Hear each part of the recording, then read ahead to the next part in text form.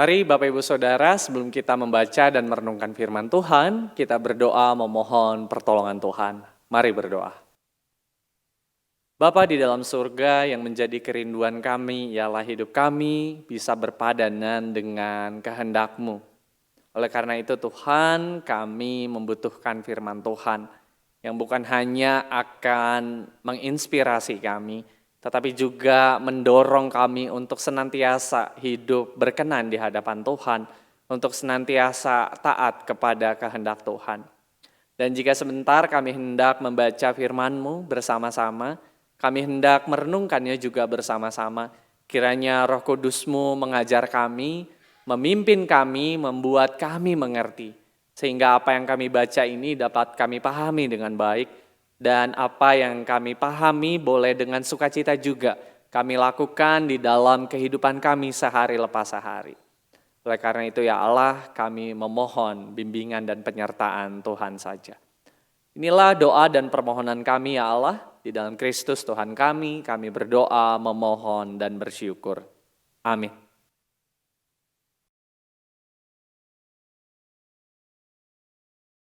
Bacaan pertama diambil dari Yesaya pasal 42 ayatnya yang pertama sampai ke-9. Lihat, itu hambaku yang kupegang, orang pilihanku yang kepadanya aku berkenan. Aku telah menaruh rohku ke atasnya, supaya ia menyatakan hukum kepada bangsa-bangsa. Ia tidak akan berteriak atau menyaringkan suara, atau memperdengarkan suaranya di jalan. Buluh yang patah terkulai tidak akan diputuskannya, dan sumbu yang pudar nyalanya tidak akan dipadamkannya, tetapi dengan setia ia akan menyatakan hukum. Ia sendiri tidak akan menjadi pudar dan tidak akan patah terkulai, sampai ia menegakkan hukum di bumi. Segala pulau mengharapkan pengajarannya. Beginilah firman Allah, Tuhan yang menciptakan langit dan membentangkannya, yang menghamparkan bumi dan segala yang tumbuh di atasnya, yang memberikan nafas kepada umat manusia, yang mendudukinya dan nyawa kepada mereka yang hidup di atasnya.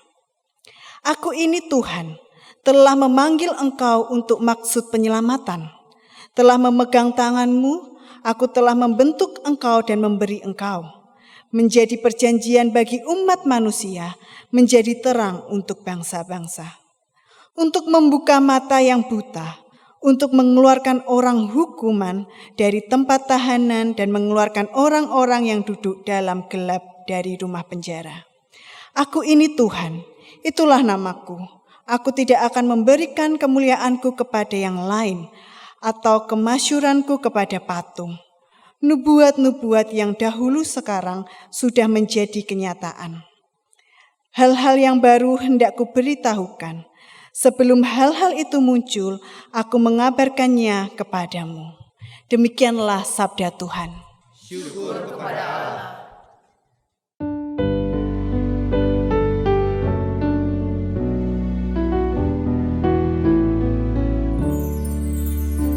Pada Tuhan beri kemuliaan, pada Tuhan saja kekuatan.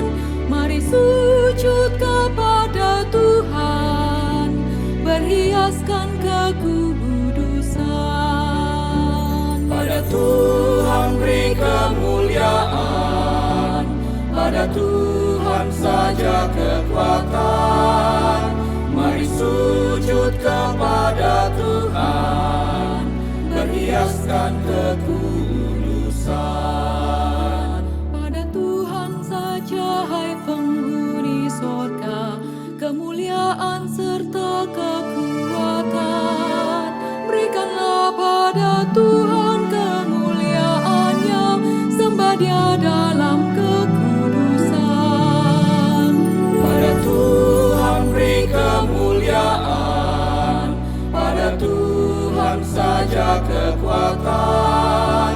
Mari sujud kepada Tuhan, berhiaskan kekudusan. Suara Tuhan di atas air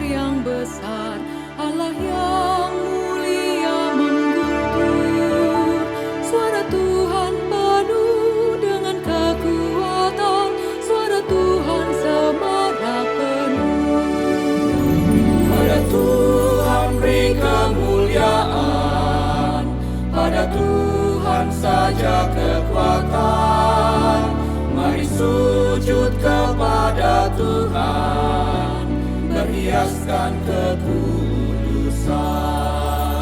Suara Tuhan mematahkan pohon aras, dan gunung Libanon pun melompat. Gunung Sirion melompat bagai anak banteng, suaranya menyemburkan api. Pada Tuhan beri kemuliaan, pada Tuhan saja kekuatan. Mari sujud kepada Tuhan, berhiaskan kekudusan. Suara Tuhan membuat gunung gemetar, bahkan hutan pun digundulinya. Tiap orang berseru di dalam bait-Nya, pada Tuhan segala hormat. Pada Tuhan beri kemuliaan, pada Tuhan saja kekuatan. Mari sujud kepada Tuhan, berhiaskan kekudusan. Tuhan bertahta di atas air bah, sebagai Raja selamanya. Tuhan kiranya memberikan kekuatan dan berkat, sejahteralah seluruh umat-Nya. Pada Tuhan beri kemuliaan, pada Tuhan saja kekuatan. Mari sujud kepada Tuhan, berhiaskan kekudusan.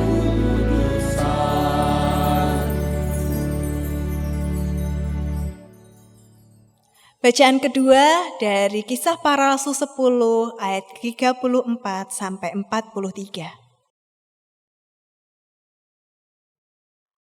Lalu mulailah Petrus berbicara, katanya, "Sesungguhnya aku telah mengerti bahwa Allah tidak membedakan orang. Setiap orang dari bangsa manapun yang takut akan Dia dan yang mengamalkan kebenaran berkenan kepadanya.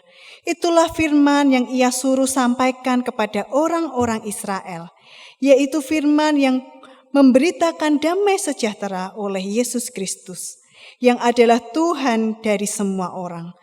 Kamu tahu tentang segala sesuatu yang terjadi di seluruh tanah Yudea, mulai dari Galilea, sesudah baptisan yang diberitakan oleh Yohanes, yaitu tentang Yesus dari Nazaret.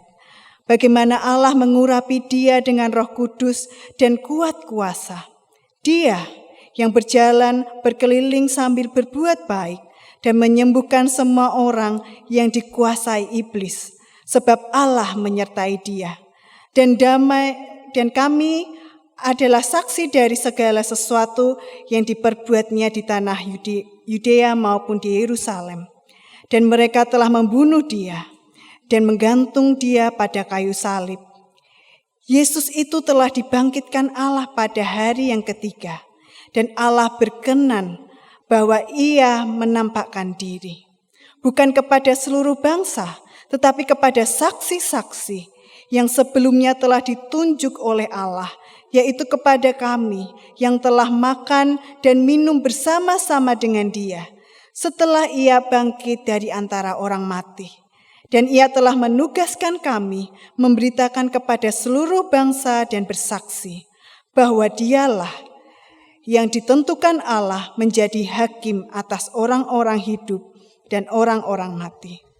Tentang Dialah semua nabi bersaksi bahwa barang siapa percaya kepadanya, ia akan mendapat pengampunan dosa oleh karena namanya. Demikianlah sabda Tuhan. Syukur kepada Allah.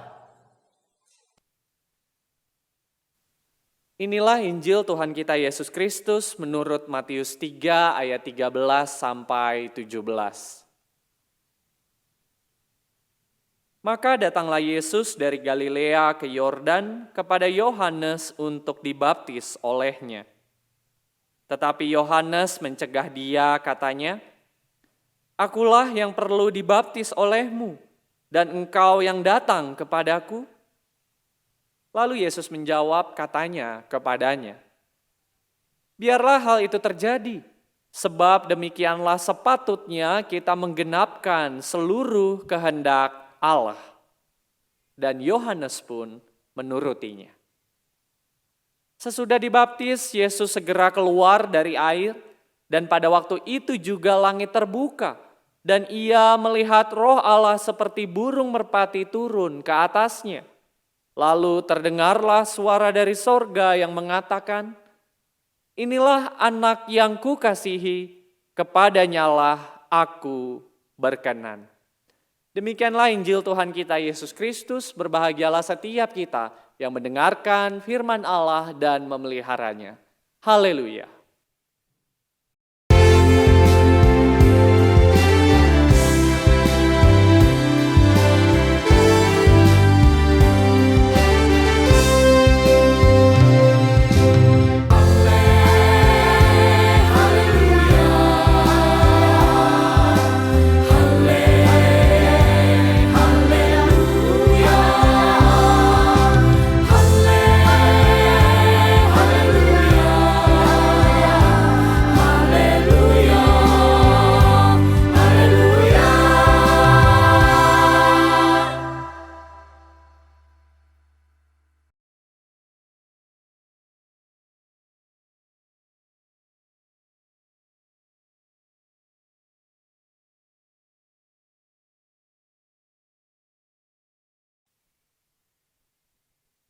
Selamat pagi Bapak Ibu Saudara yang dikasihi oleh Tuhan.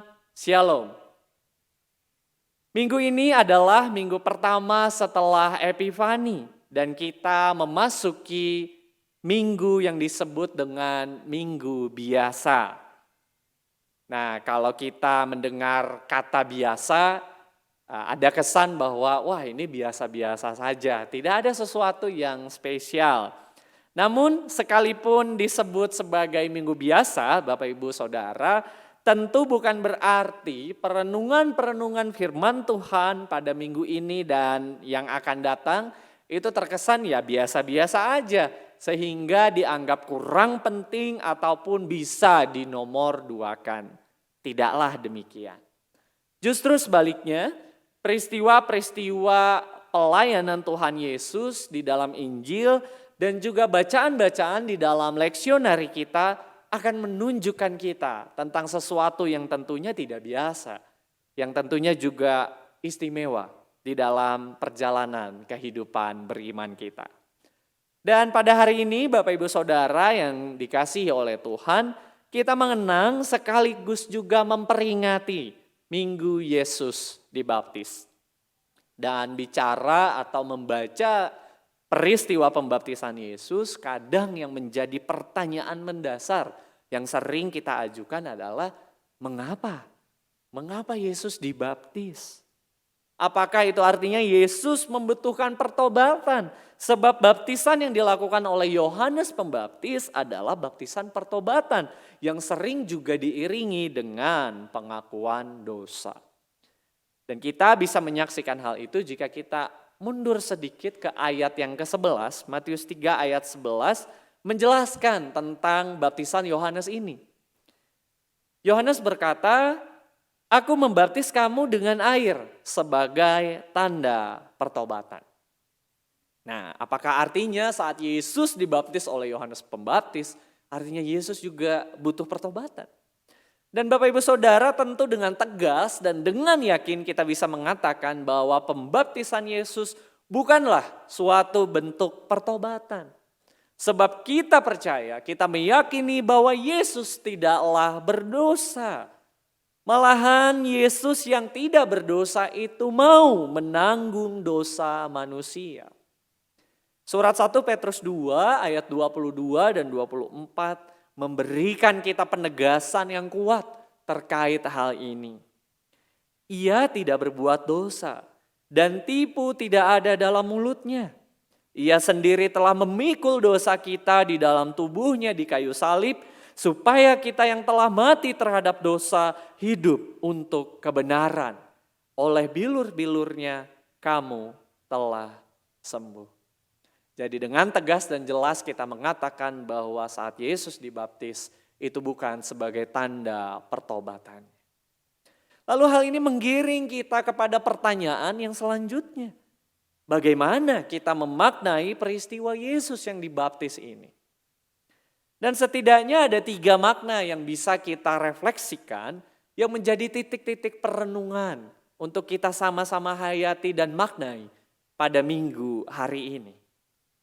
Yang pertama tentang totalitas ketaatan. Yang kedua tentang solidaritas.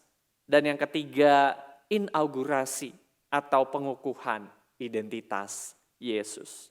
Dan mari kita selami satu persatu sambil kita juga mendulang makna dari setiap titik refleksi ini. Dan harapannya kita dapat kembali memaknai dan menghidupi baptisan kita masing-masing. Di dalam rangka kita melakukan kehendak Allah dalam keseharian hidup kita. Yang pertama totalitas ketaatan. Bapak Ibu yang dikasihi oleh Tuhan, saat Yesus hadir di sungai Yordan, Yohanes Pembaptis mengatakan bahwa Yohanes sendirilah yang seharusnya dibaptis oleh Yesus dan bukan sebaliknya. Di ayat 14 dicatat, akulah yang perlu dibaptis olehmu, kata Yohanes Pembaptis, dan engkau datang kepadaku. Bapak Ibu, menariknya kita bisa melihat 2 sisi dari pernyataan Yohanes ini. Sisi yang pertama kita melihat Yohanes mengakui keterbatasannya. Ada keterbatasan dari seorang Yohanes Pembaptis. Bahwa aku yang harusnya engkau baptis. Bahwa Yohanes sadar bahwa ia tidak lebih tinggi daripada Yesus. Ia membutuhkan Yesus, Sang Mesias itu. Tapi ada makna kedua yang tersirat dari pernyataan Yohanes ini adalah Yesus tidak perlu dibaptis. Mengapa? Sebab baptisan Yohanes adalah baptisan pertobatan dan Yesus tidak membutuhkan pertobatan itu. Lalu apa jawab Yesus terkait pertanyaan Yohanes Pembaptis ini? Secara menarik pada ayat selanjutnya Yesus menegaskan bahwa baptisan ini pun harus ia terima dalam rangka Yesus melaksanakan kehendak Allah. Yesus berkata, biarlah hal itu terjadi karena demikianlah sepatutnya kita menggenapkan seluruh kehendak Allah. Apa artinya Bapak Ibu Saudara? Artinya peristiwa pembaptisan Yesus sejatinya menunjukkan totalitas ketaatan Yesus kepada kehendak Bapa. Ia yang seharusnya tidak memerlukan baptisan itu, tetapi sedia menerima dan melakukannya. Sebuah bentuk ketaatan yang total. Enggak setengah-setengah, utuh. Nah, pertanyaannya bagi kita sekalian untuk kita refleksikan Bapak Ibu, sudahkah kita taat secara total kepada kehendak Allah? Atau jangan-jangan kita menentukan batas-batas tertentu di dalam ketaatan kita? Yang kalau sudah mencapai batasnya, mencapai batas yang kita buat itu, segera kita mengatakan, udah ya Tuhan, aku taatnya sampai sini aja. Lebih dari ini aku gak mau atau aku gak bisa. Dengan kata lain, tidak ada totalitas. Kita mengukur-ngukur dan lebih lagi kita gak mau repot. Dan jika kita masih seperti ini Bapak Ibu, maka peristiwa Yesus yang dibaptis itu menyadarkan kita soal ketaatan yang total untuk menghadapi atau untuk menggenapi kehendak Allah. Kehendak Allah hampir mustahil dilakukan Bapak Ibu jika kita nggak mau repot. Kehendak Allah mustahil untuk dilakukan jika kita tidak mau keluar dari batasan-batasan yang sebenarnya kita buat sendiri. Kehendak Allah mustahil kita lakukan jika kita tidak mau belajar untuk taat. secara total melakukan kehendak Allah itu. Itu yang pertama, totalitas ketaatan. Makna yang kedua yang bisa kita dapat dari peristiwa baptisan Yesus adalah solidaritas. Saat Yesus menerima baptisan Yohanes Pembaptis di tengah publik, dapat dikatakan bahwa sesungguhnya Yesus tanda petik memasuki komunitas orang-orang berdosa. Dan dengan demikian kita bisa memaknai bahwa baptisan Yesus ini pun menjadi bentuk solidaritas Allah bagi manusia yang berdosa dan merindukan pertobatan. Dan setepatnya itu juga yang diproklamasikan oleh Petrus di dalam Kisah Para Rasul yang juga menjadi bacaan kita pada minggu pagi ini. Kisah Rasul 10 ayat 35 dan 36 mencatat, sesungguhnya aku telah mengerti bahwa Allah tidak membedakan orang. Setiap orang dari bangsa manapun yang takut akan Dia dan yang mengamalkan kebenaran berkenan kepadanya. Bapak Ibu, setelah Petrus mendapatkan penglihatan tentang binatang-binatang yang boleh dimakan dan tidak boleh dimakan, tentang binatang yang haram dan yang halal, akhirnya Petrus sampai kepada pemahaman bahwa Allah kasih-Nya melampaui batas-batas yang dibuat oleh manusia. Petrus sadar bahwa ia tidak bisa mengkotakkan Allah. Dan di ayat 38 Petrus juga menegaskan soal Yesus yang merangkul dan mengasihi semua orang. Ayat 38 Petrus mengatakan, yaitu tentang Yesus dari Nazaret. Bagaimana Allah mengurapi Dia dengan Roh Kudus dan kuat kuasa. Dia yang berjalan berkeliling sambil berbuat baik dan menyembuhkan semua orang yang dikuasai iblis, sebab Allah menyertai Dia. Bapak Ibu Saudara yang dikasihi Tuhan, hal ini semakin menegaskan bahwa sejak berita kelahiran Yesus dan juga karya pelayanannya, termasuk juga peristiwa yang kita baca hari ini yaitu pembaptisannya, kita menemukan satu tema yang kuat. Kita menyaksikan bentuk solidaritas Allah bagi manusia, bahkan bagi semesta. Bukankah melalui hal ini kita diteguhkan, kita dikuatkan bahwa Sang Immanuel, Allah yang hadir, Allah yang menyertai kita, yang kita rayakan dan kita maknai kehadirannya pada masa raya Natal, hadir juga saat ini. Hadir juga sekarang ini. Dan kita imani bukan hanya sekarang saja, bahkan seterusnya dan selama-lamanya. Dia Yesus, Dia Allah yang menyertai kita, bersolider dengan kita, hadir di tengah kita, sungguh-sungguh kita rasakan kehadiran. Dan pertanyaan yang patut kita renungkan bersama, jika Allah yang solider itu begitu mengasihi saya dan Bapak Ibu Saudara sekalian, maka apa respons kita? Bagaimana kita menyikapinya? Apakah kita sudah mensyukuri penyertaan Allah di sepanjang kehidupan kita? Apakah dengan kasih Allah yang memampukan setiap kita, kita juga mau belajar untuk bersolider dengan sesama kita? Bersolider artinya senasib sepenanggungan, mau turut serta merasakan apa yang orang lain rasakan, mau peduli dan empati, dan dengan segala daya upaya yang kita miliki juga, kita bisa hadir, memberikan bantuan jika itu diperlukan. Ada sebuah cerita Bapak Ibu Saudara, konon seorang panglima perang melintasi padang gurun gersang yang panjang bersama dengan pasukannya. Dan mereka mengalami krisis yang sangat luar biasa, yaitu krisis air. Saat persediaan air semakin menipis, seluruh pasukan berinisiatif mengumpulkan air setetes demi setetes dari kantong air yang tersisa. Dan akhirnya terkumpullah satu kantong penuh yang berisi air. Diberikanlah kantong air itu kepada panglima sebagai tanda hormat dari mereka. Dan mengejutkan, apa yang dilakukan sang panglima itu?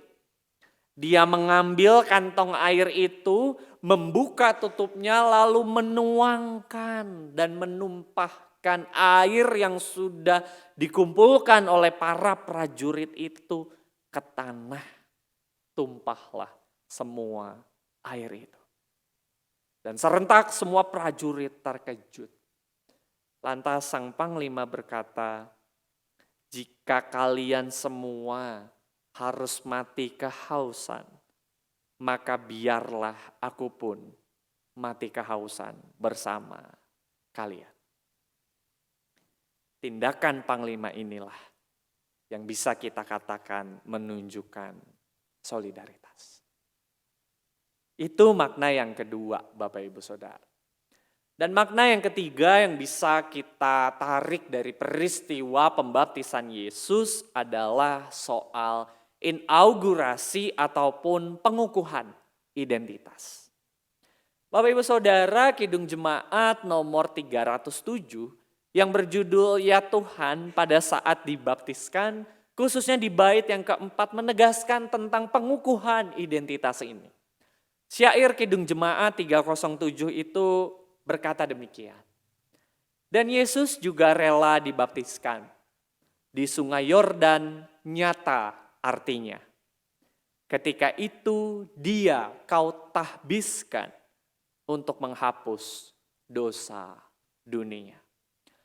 Bapak Ibu Saudara yang dikasihi oleh Tuhan, setelah Yesus dibaptis, Injil kita mencatat bahwa langit terbuka, sorga terbuka, dan Roh Allah turun seperti burung merpati ke atas Yesus. Dan terdengarlah suara dari sorga yang mengatakan, "Inilah anakku yang kukasihi, kepadanyalah aku berkenan." Pada peristiwa Yesus dibaptis ini, kita melihat pengukuhan identitas Yesus atau yang disebut juga sebagai inaugurasi. Bahwa betul Yesus Kristuslah Sang Anak Allah, Dialah yang dikasihi dan yang diperkenan Sang Bapa. Mari kita menyelami apa makna perkataan, "Inilah anak yang kukasihi, kepadanyalah aku berkenan." Penulis Matius merujuk atau mengutip kepada Mazmur 2 ayat 7 saat mengatakan, "Inilah anak." Mazmur ini disebut juga sebagai Mazmur Raja. Dan seorang raja tidak lain adalah ia yang diurapi oleh Tuhan. Dan dengan kata lain kita bisa menarik kesimpulan bahwa dari perkataan "inilah anakku" atau "inilah anak dari Sang Bapa", kita bisa melihat bahwa sesungguhnya Yesuslah Sang Raja itu. Yesuslah Sang Kristus yang diurapi yang tidak lain adalah Raja. Dan tidak hanya itu, penulis Matius juga mengutip Yesaya pasal 42 yang juga menjadi bacaan kita hari ini.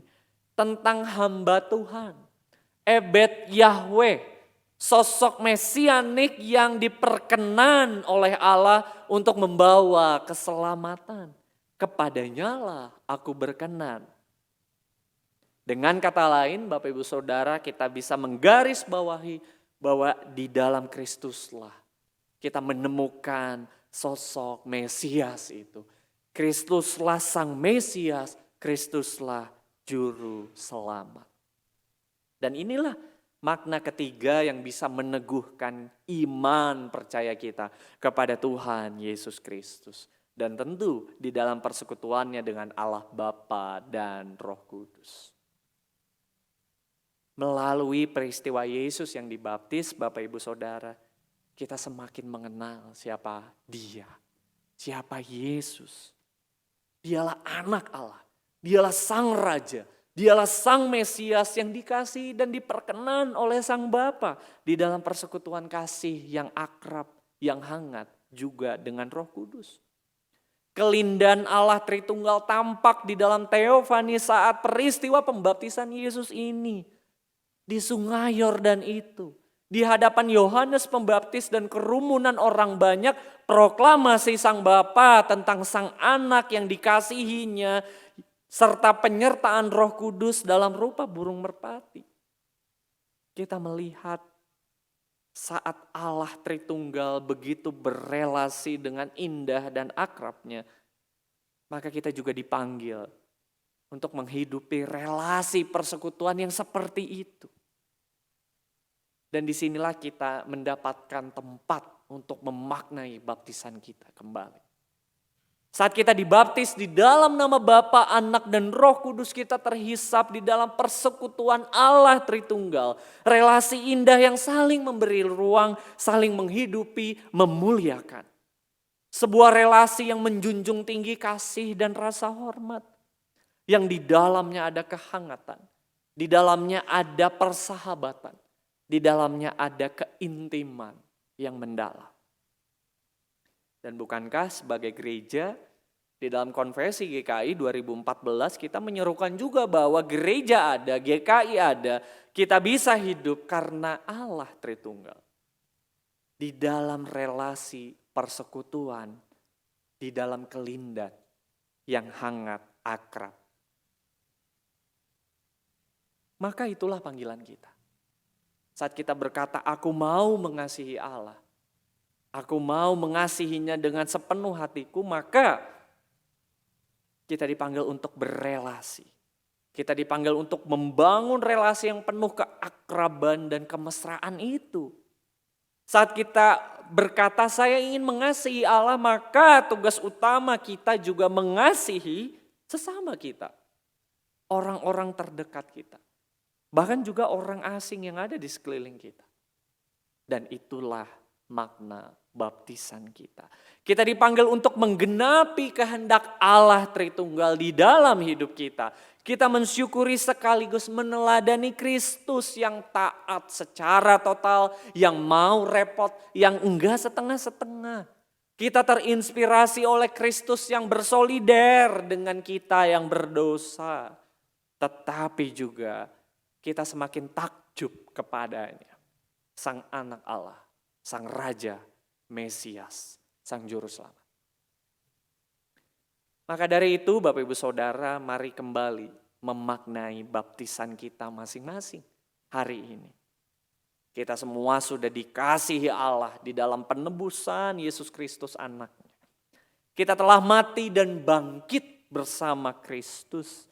Kita terhisap di dalam persekutuan orang-orang kudus dan karena itu kesempatan bagi kita untuk berperan serta, berpartisipasi, untuk terlibat, ambil peran di dalam misi Allah untuk membawa damai sejahtera di sini dan saat ini sebagai apapun kita, dimanapun kita berada.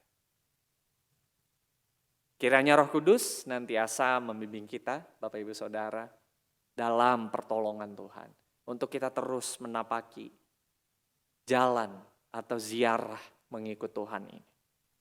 Dan dalam rangka melaksanakan kehendak Allah, menggenapkan kehendak Allah itu. Mari kita terlibat di dalam tarian indah Allah Tritunggal yang mengundang kita juga untuk menjadi rekan sekerjanya. Untuk menjadi alat di tangannya, membawa shalom, damai sejahtera, dimanapun Allah menempatkan kita. Amin. Tuhan memberkati kita. Saat teduh bagi kita sekalian.